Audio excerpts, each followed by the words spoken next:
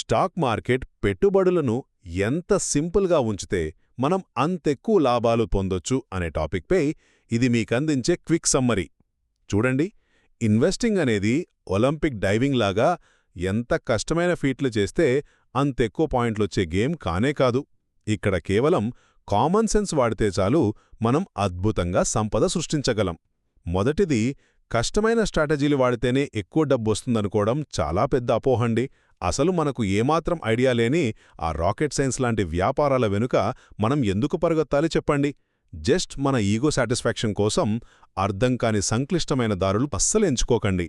రెండవది, old is gold అన్నట్టు మనం రోజూ వాడే నిత్యావసరాల వ్యాపారాల శక్తిని అస్సలు తక్కువ అంచనా వేయకండి. ఎందుకంటే ఆర్థిక మాంద్యం వచ్చినా, వడ్డీ రేట్లు పెరిగినా సరే ప్రజలు తినడం, స్నానం చేయడం లాంటి బేసిక్ అవసరాలు ఆపలేరు కదా.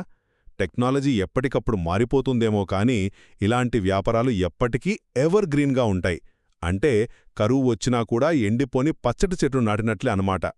చివరగా, మార్కెట్లో గెలవడానికి మీకు వందల కొద్దీ చార్ట్లు, టెక్నికల్ ఇండికేటర్స్ అవసరం లేదు. మీ విజయానికి అసలైన సీక్రెట్ మీ డిసిప్లిన్, అలాగే పర్ఫెక్ట్ మనీ మేనేజ్మెంట్ మాత్రమే.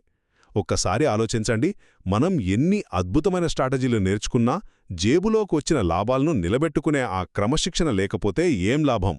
సో సింపుల్గా చెప్పాలంటే, సంపద సృష్టించడానికి కష్టమైన దారిలో వెతకడం మానేసి మీకు సులభంగా అర్థమయ్యే వ్యాపారాలను ఎంచుకుంటూ క్రమశిక్షణతో పెట్టుబడి పెట్టడమే మార్కెట్లో అసలైన విజయం.